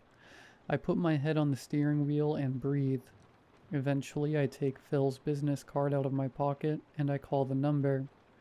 Less than 10 minutes later, a dark gray work van screeches to a stop in front of me. On its side are emblazoned the name of a dry cleaning company, and a picture of a cheerful rooster holding up a pair of bloomers. The rear doors burst open, and Phil gestures furiously from within. I emerge from the Charger, envelope in hand, and climb into the back of the van. The door slams shut behind me. 3 other operators are here as well, all sharply dressed, all bending over screens or other specialized equipment. One pushes a metal cart carrying a small copier into position, and Phil takes the envelope from my hand and places it flat on the top. He nods at me. "Thanks for calling, son. I know it wasn't easy, but you're doing the right thing." As he talks, he runs a small pen-like device over the seal of the envelope. Steam issues forth, and in short order Phil is opening the flap and drawing out Mr. Silverglade's carefully written sheets. Phil rifles through them, whistles in satisfaction. "Oh yeah, this is the stuff all right, son. You did real good." It is dim in the van, and Phil is moving the papers around as he speaks, but I try as best I can to catch a glimpse of what is written upon them. If the pages are truly full of military secrets, I wish to see this with my own eyes, and thus convince myself that I have done right. As before, though, I can only see fragments. Crystal-capped skyscraper just north of the former city center. There are always beauties in the lighthouse. There are always shadows in the corners. Underwater facility, former Imperial Skyway, sunken Mechtunamoth. I can make no sense of it, and despite my best efforts, I am not comforted. Phil perceives this, perhaps, for he claps me on the shoulder as his compatriot runs the sheets through the copier and returns them to the envelope. "It's all right, son," he says. "It's all right. The hard part is over. Here." He takes from his pocket a fat roll of bills. Press them into my hand. "For your trouble. That's as much as Silvergleid would have paid you in 6 months, and you can keep what he gave you." The other operator has finished resealing the envelope, and Phil takes it from him and returns it to me. "Hold up 1 second, he says, and makes a call on his smartphone. "Special Agent, it's Phil. We got it all. I mean the full deck.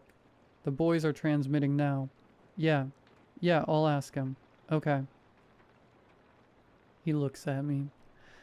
"Is Silvergleid still at his office?" I gulp. "I think so. He said he was staying. I don't know how long, though." Phil nods crisply. "Think you can keep him there for another 30 minutes? The special agent is talking to the judge now. As soon as he's got the warrant in hand, they're moving in." He sighs and looks off into the distance. "I'm afraid your boss is going away for a long time, son.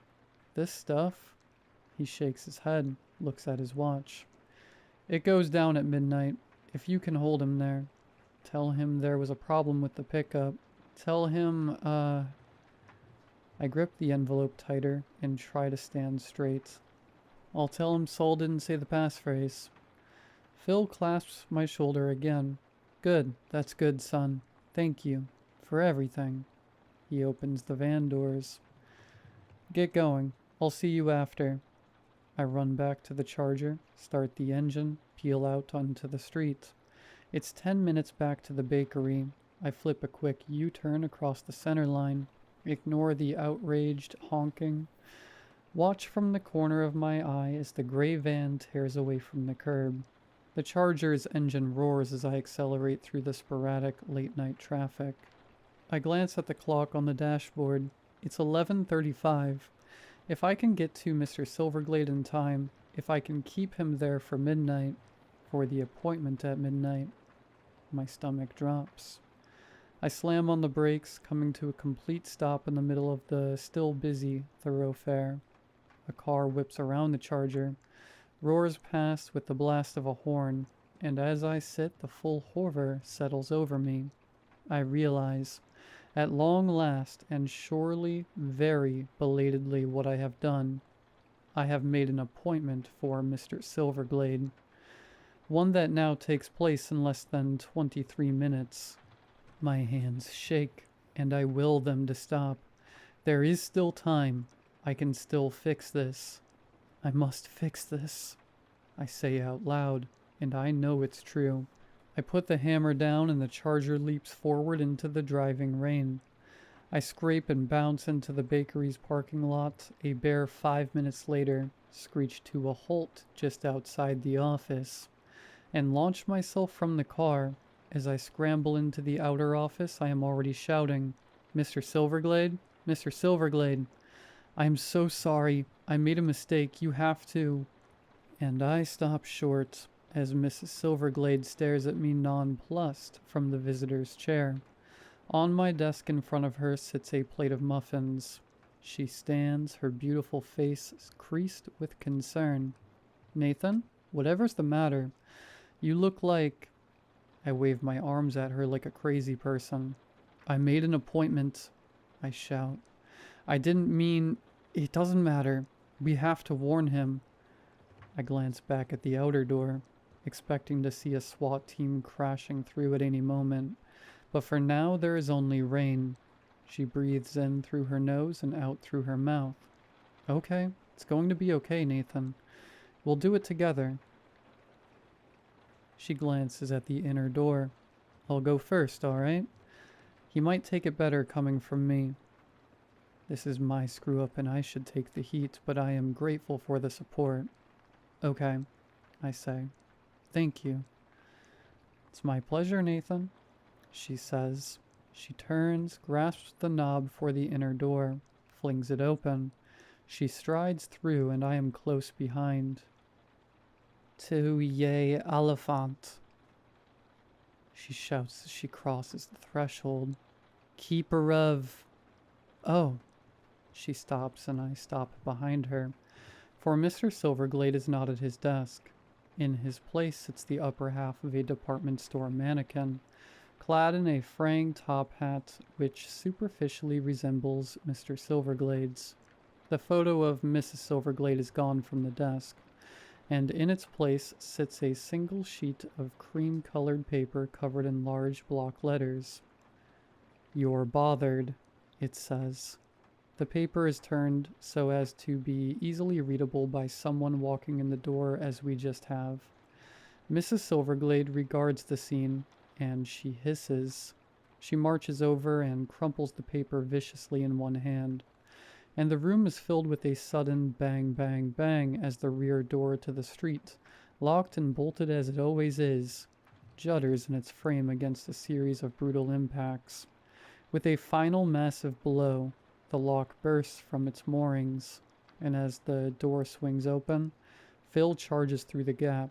His suit is immaculate as ever, and his eyes are blazing. To ye Oliphant, he roars, keeper of the tunnels, I offer this... He stops, stares, takes in the tableau. His eyes fix on Mrs. Silvergleid, and in them I see only hate. You, he spits. Mrs. Silvergleid steps to the side, as if to keep both Phil and me in her field of vision, and her lips curl. You, she says, and her voice drips with contempt.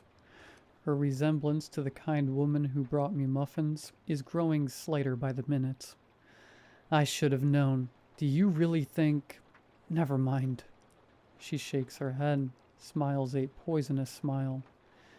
Here we stand, she tells Phil, and here it begins. We are heard. She raises her hand, points at the east wall. A doorway has appeared where none was before, a battered wooden frame, yawning open to reveal a dark, cramped space filled with dusty crates. It should not be there. Behind that wall, I know, are the offices of the variegated travel agency. Painted in bright, appealing colors and festooned with pictures of sailboats. What I look upon now is something else entirely. So we are, says Phil. He drops into a fighting stance. Let's get you two acquainted. Age before beauty, the former Mrs. Silvergleid replies. Her hand darts into her coat pocket. There is undoubtedly more, but I do not hear it. I have, I think, at long last, and surely very belatedly, understood enough of the situation to plan and execute my next move. It is, in brief, to step quietly back out of Mr. Silvergleid's office and make my way to the front entrance. As I pass through the doors to the parking lot where the charger awaits, the lights in the front office begin to flicker and dim. I close the doors behind me, and moments later I am roaring out of the parking lot. In my hand is the second index card that Mr. Silvergleid gave me, the one that tells me where to go when I'm bothered. 30 minutes later, I'm sitting at a secluded booth in one of the finest steakhouses in the city. Across from me, Mr. Silvergleid sips from his wine glass and then raises it in greeting as the matard once again approaches us. "Reginald," Mr. Silvergleid says. "Thanks again. I'm sorry to put you to the trouble." Matard Reginald bows and smiles slightly. "It is no trouble at all, Mr. Silvergleid.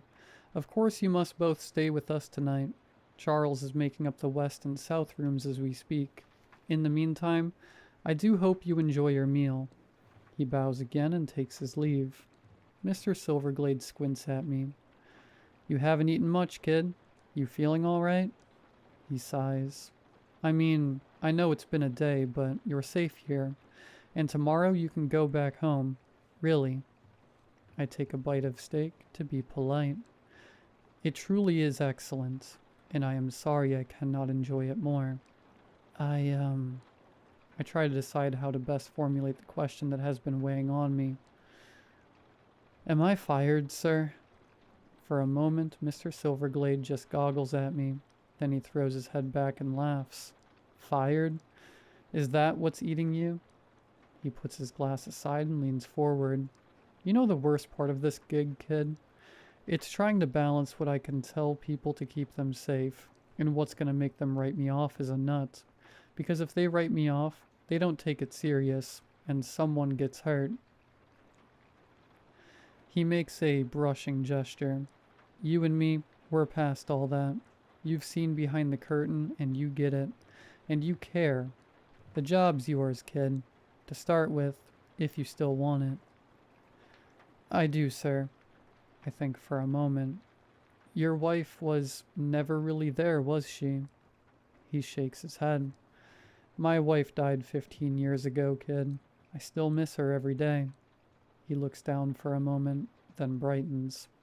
"Listen, enough of that. Tomorrow we find a new office, and I tell you the score. All of it. And you decide how much you want to help." He beams and cuts into his steak. "Personally, I'm guessing it's going to suit you right down to the ground." And do you know what, dear reader? He is entirely right. This is perhaps a good time to wrap this tale up. I am about to head out on a very special assignment for Mr. Silvergleid, and I do not yet know exactly when I will return. In the meantime, I want to thank you for allowing me to get all of this off my chest. It has been immensely helpful, and I want to close by recommending that you too find a trusted friend to whom you can unburden yourself. Give that person a call and set a time to meet, and talk through whatever is ailing you. Your call should not, however, be to Mr. Silvergleid. He is not available for appointments.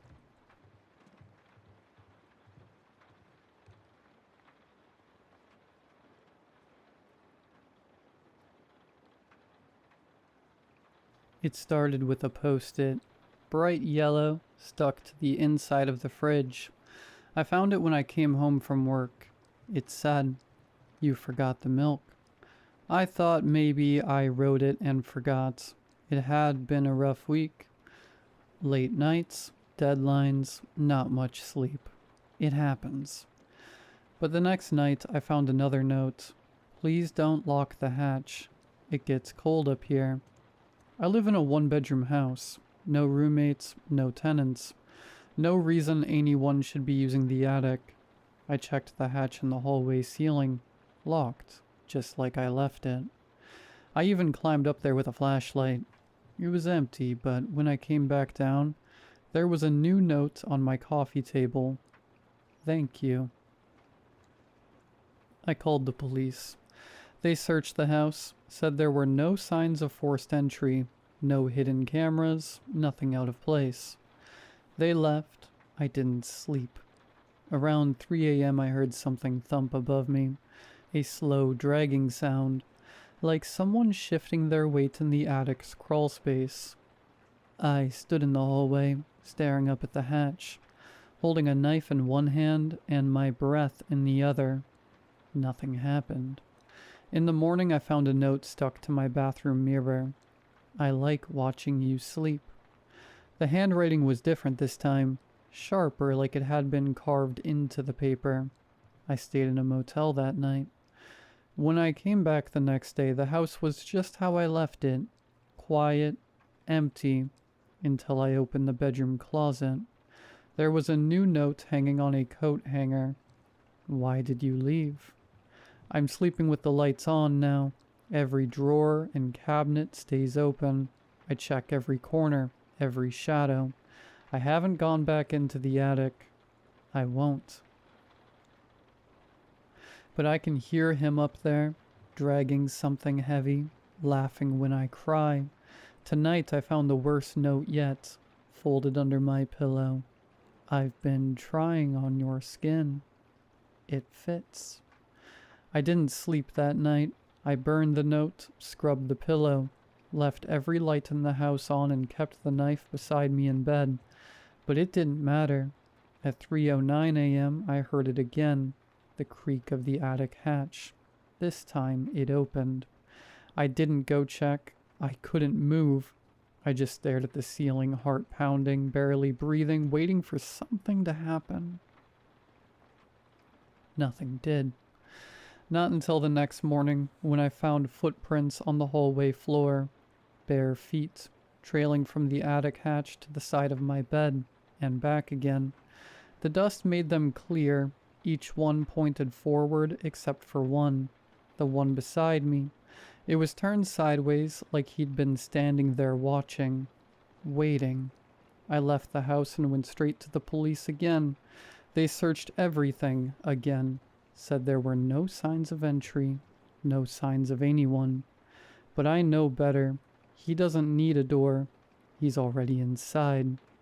That night, I stayed in a hotel 3 towns over, a place with bolt locks and security cameras and zero attic access.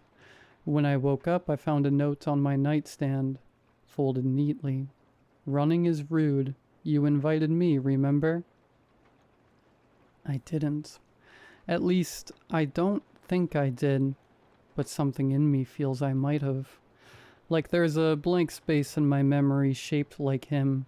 The next few days I stayed with friends, told them my place was being fumigated. I didn't want to drag them into this, whatever this is. But it didn't stop. New notes kept showing up, one tucked into my jacket pocket. Your friends smell like plastic. One under my plate at dinner. You chew wrong. And then one scrawled across my rear view mirror in grease. I'm going to be better at being you than you ever were. I don't think he wants to haunt me anymore. I think he wants to replace me. I went back to the house today. I had to see it again. I don't know why. Maybe to prove to myself I still existed there, that it's still mine. The lights were already on when I arrived. The attic hatch was open. I crept into the hallway. Every photo on the wall had been replaced. My face was still in them, but my eyes were wrong. Too big, too dark, smiling when I wasn't. I ran to the bedroom. There was something waiting for me in the mirror. Me, but not quite. His face was mine, but his skin was smoother, cleaner, a little too tight, and he smiled like someone who didn't learn it from people.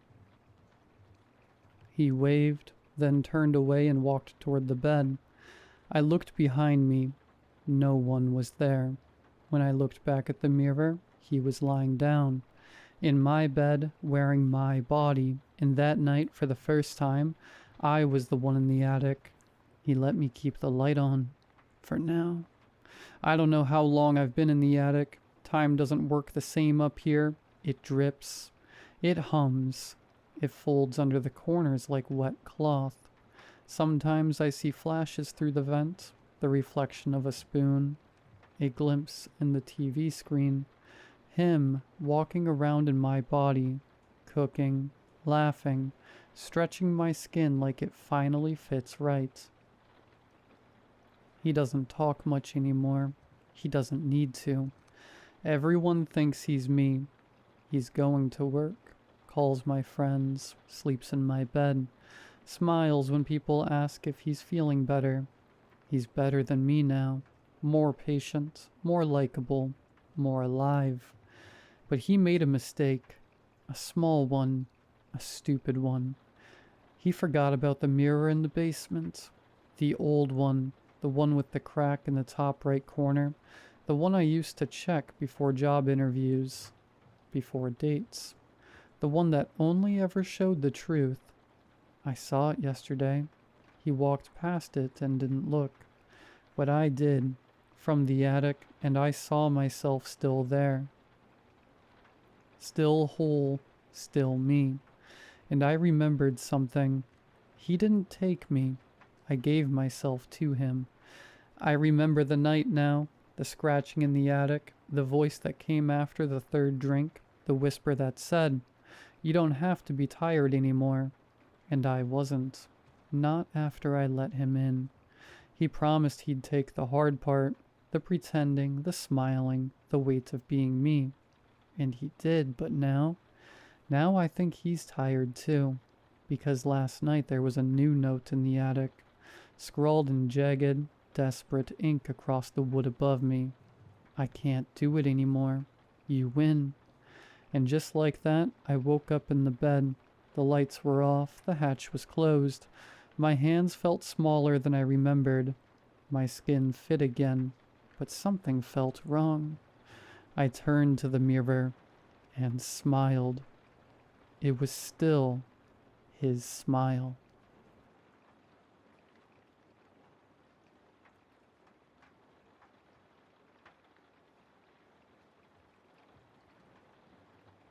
Date, Friday. Time, night. I don't remember anything before moving to this apartment building. Really, I'm serious. I genuinely could not even tell you how long I've lived here. I couldn't even tell you what the name of the building is. I don't remember signing a lease, touring the place, nothing.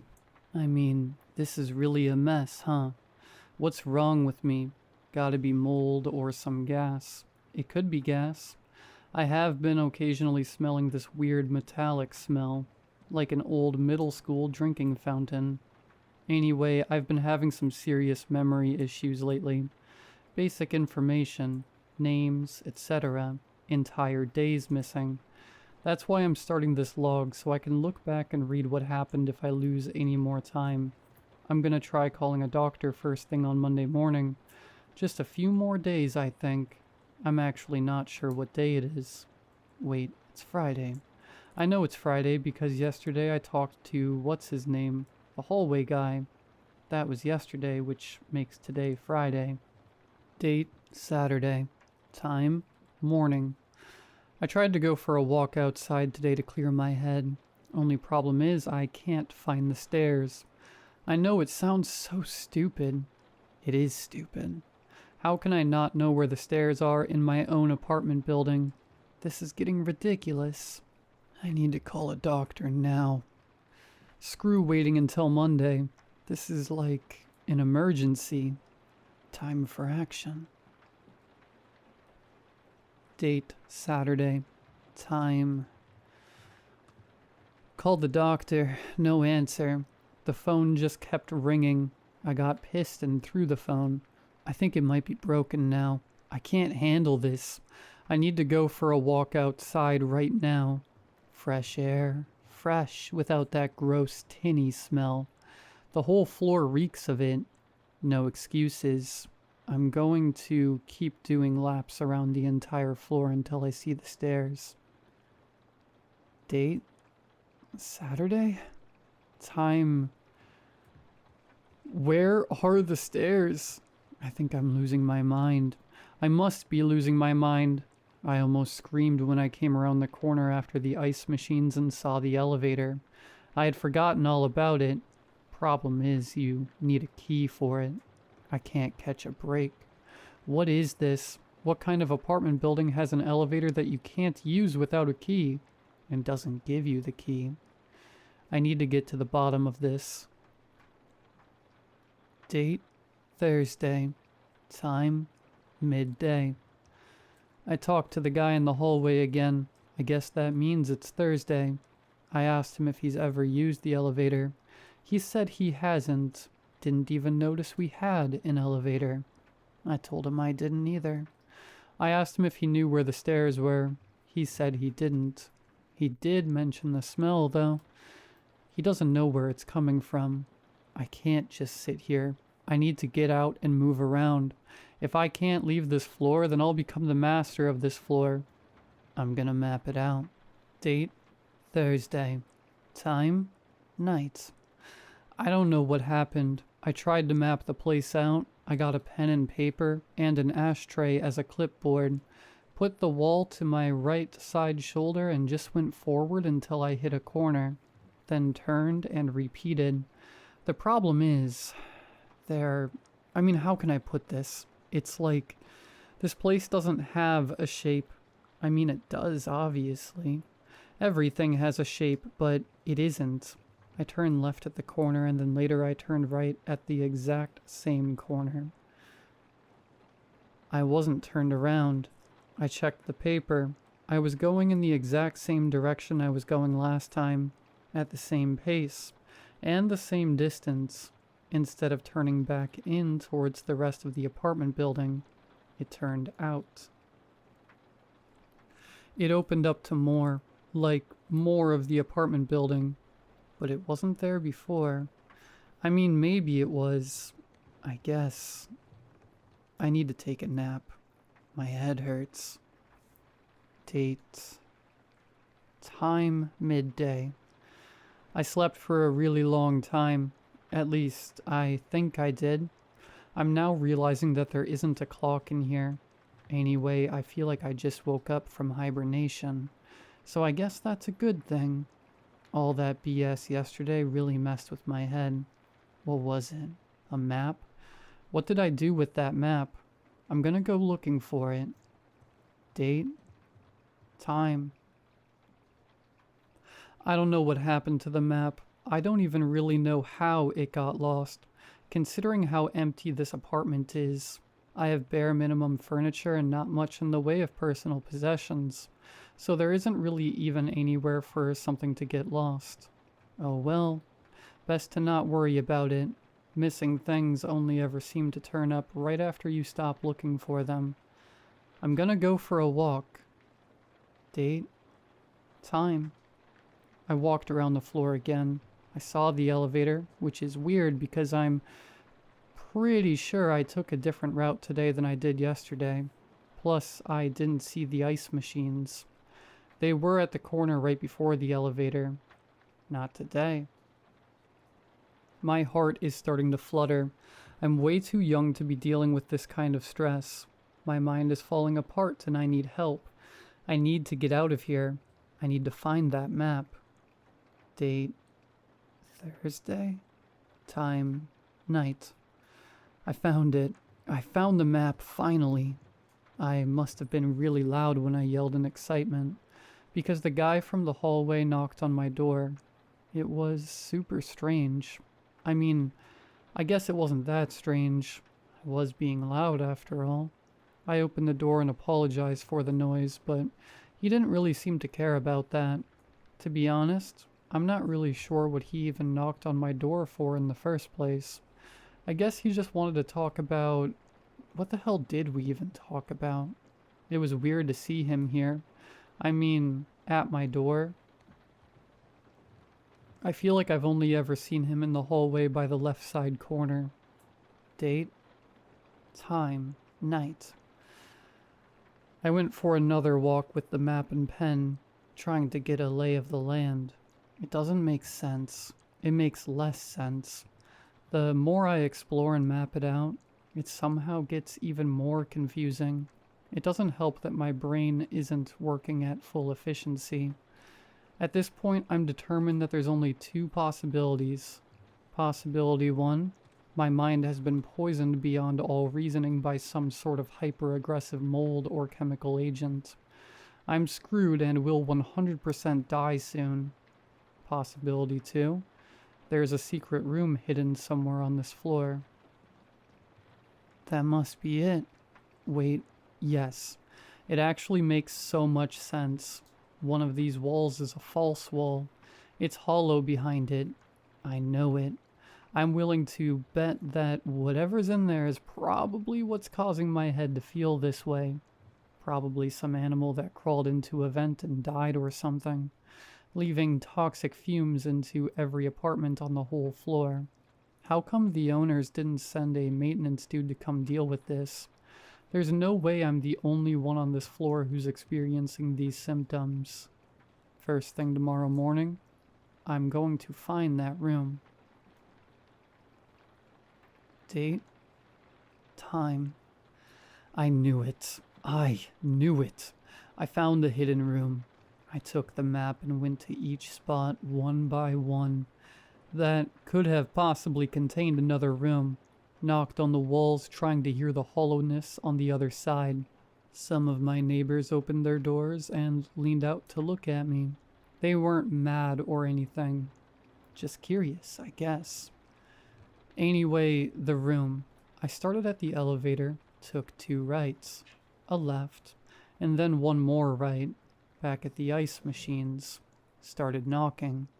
Heard that unmistakable echo on the other side of the wall. Hollow. For whatever reason, I decided to try and look directly behind the ice machines. They were pressed up right against the wall, so I couldn't see anything back there. I don't know why I did, but I grabbed one of the machines and started pulling it.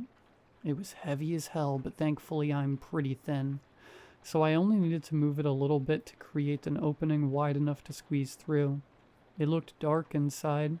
I really wanted to go back to my apartment and grab something to use as a light source in case the lights don't work in there. But I'm not sure if I'd be able to find my way back. Anyway, long story short, it's a file room, or a data room, or something like that. There's a row of file cabinets in the back, a round table in the center with 4 desktops arranged in a circle around it, with monitors and mechanical keyboards. I immediately went to turn on one of the computers. It was functional, but totally empty. Not a single app or file on this hard drive. It's a dud. I checked the other 3. They're the same. These have either never been used before, or they were recently wiped.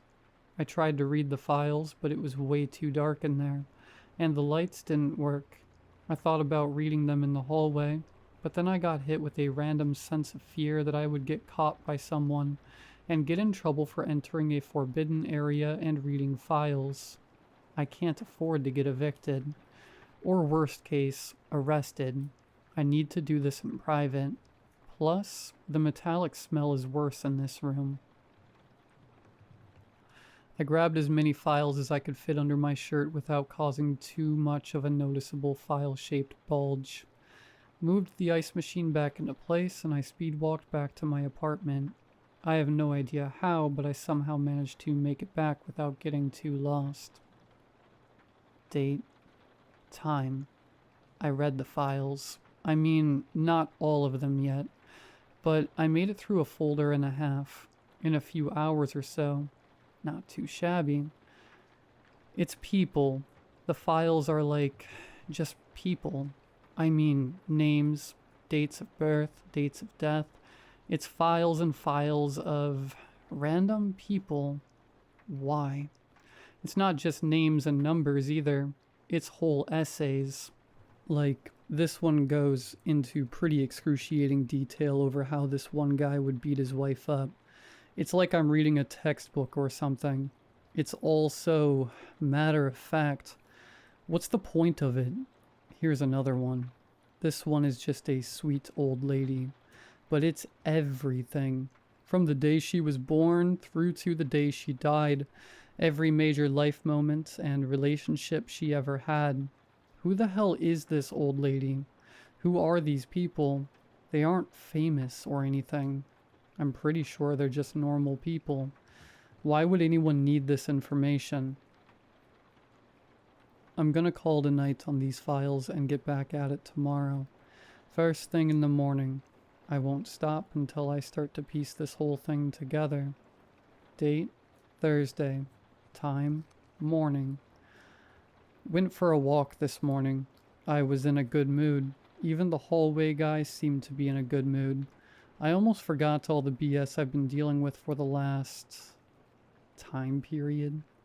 Everything was fine. We just chatted about whatever. When I left, he didn't say a word, which was weird because he usually says goodbye. When I turned the next corner, I saw something that made my heart jump. It was a maintenance guy. I couldn't believe my eyes.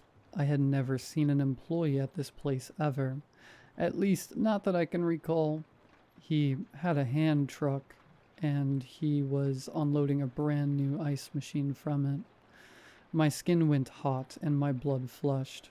I knew I was screwed.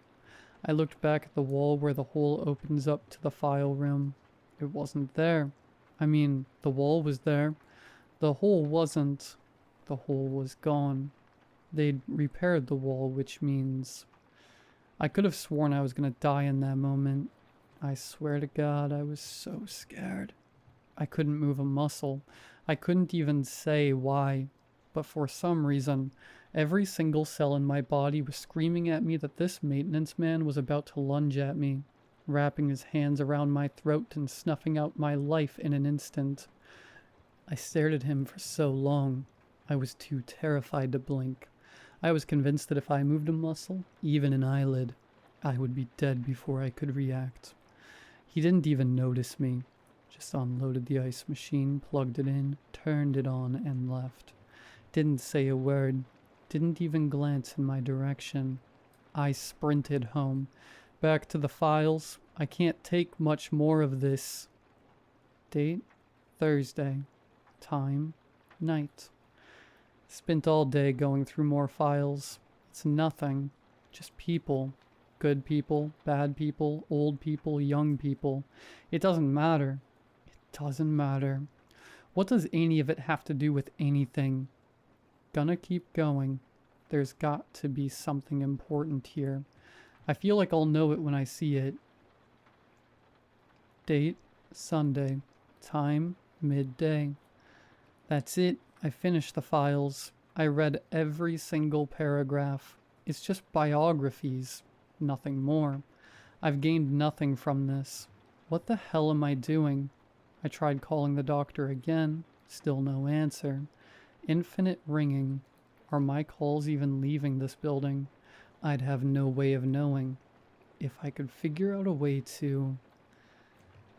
This smell is making my head spin. I'm starting to be able to taste it. Date. Time. Night. It's the middle of the night and I woke up screaming. I was having a horrific dream. Like, so bad that it made even this BS I'm dealing with seem like a walk in the park. It was... I can't almost even describe it. I was totally helpless, and... never mind. Just glad it's over. There's no way I'll be able to go back to sleep tonight, so I guess I'm going for a night walk.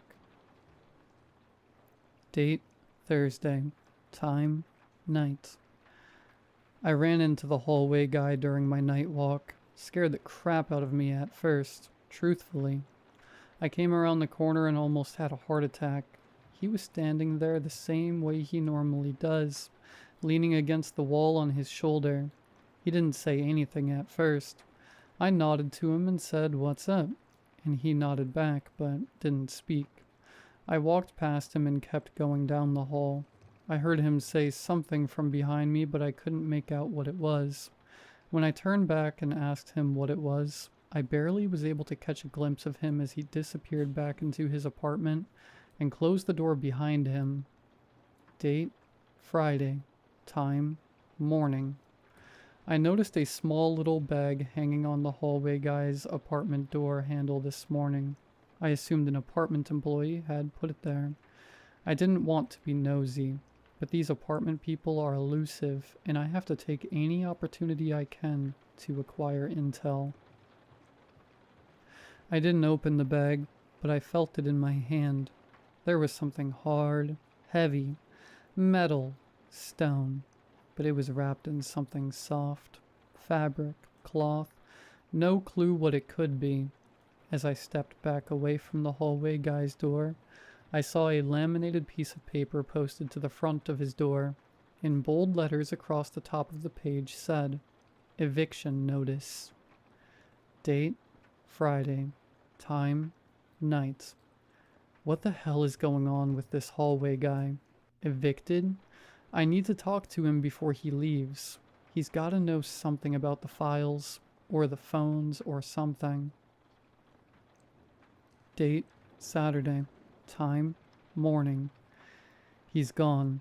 The sign was off his door and the bag, too. They even changed his apartment number. It's apartment 803 now. I don't remember what number it was before, but I know it wasn't 803. Are we on the 8th floor? Date, Monday. Time, morning. Hoping I wake up and it turns out this was all just a really, really bad dream. Date, Wednesday. Time, night. I can't do this anymore. I'm thoroughly going insane. I'm not seeing connections where there aren't any, right? There's something here. The files, these people, the hallway guy, the elevator, the smell that won't go away. It's all connected. I know what I need to do. I need to go back to that room. Date, Wednesday. Time, night. This might be my last entry. If there's something awful waiting for me in that room, I don't really have anything I could bring as a weapon, other than a dull kitchen knife. I have it tucked into the back of my pants. Hopefully I won't forget about it and accidentally stab myself in the butt. I'm going back to the ice machine and the elevator, and I'm gonna kick a hole through that wall and go back into that room. I'm gonna get answers, and if anyone tries to stop me, they're gonna get hurt real bad. If this is my last entry, it means I'm dead. Send help. There's something evil going on here. Date, time. I wish I never went back to the file room. I did exactly what I said I was going to do. I went back to the room, kicked a hole in the wall, and got my answers. There was another box in the corner that I could now see clearly due to the extra light coming in from the hallway. It was filled with files. I had a feeling that I should just lift up the files out of the box for a second. No real logical reason, but the feeling was too potent to be ignored. I lifted up the files and looked down inside the box. There was a USB drive on the bottom. I booted up one of the desktops and put the USB drive in it. Nothing happens. I opened up the file explorer just as I did before, when I saw that the hard drive was totally empty. Except now there was a folder. It had no name, but it contained 2 files. A text file and a video. I opened the text file. It was another one of those biographical files about some random, unimportant person. The problem was, this time, I was that person. I was looking at my own file. It was accurate. I'll spare you the details, but it was accurate. So accurate that it's impossible. Some of these details are things that shouldn't be known to anyone. They couldn't be known to anyone. It's impossible. But there it was, all in the file, right in front of my eyes. I started to get a sinking feeling in my stomach. The feeling that I now knew exactly what was going on. The files, the room, the entire apartment building, or at least this floor of it. When I opened up the video file, my suspicions were confirmed. Every single one of those people in the files, myself included, is in an in-between state, or at least they were. Most of them have probably moved on by now. Moved on to the next life, a life full of opportunity, if they've proven that they deserve such a reward, a life full of hardship if they haven't. I've proven the opposite. What I saw in that video file, what I saw in my dream, it's real. It was real. I did those things. Me. I did. Even if I don't want to remember them, I still did them. No one else. Just me. And those poor people, they were helpless. I don't know what's waiting for me on the other side. I know it isn't a grand life full of opportunity, but I don't think it's a life of standard hardship either. I think there's something different in store for me, and it's exactly what I deserve. I found the eviction notice on my door the next day. Bag on the handle, too. I opened it up and found a bundle of stained gray cloth. I unraveled the cloth and opened it to reveal my prize. My reward for all the effort I went through, mapping the floor and scouring through endless files. The elevator key.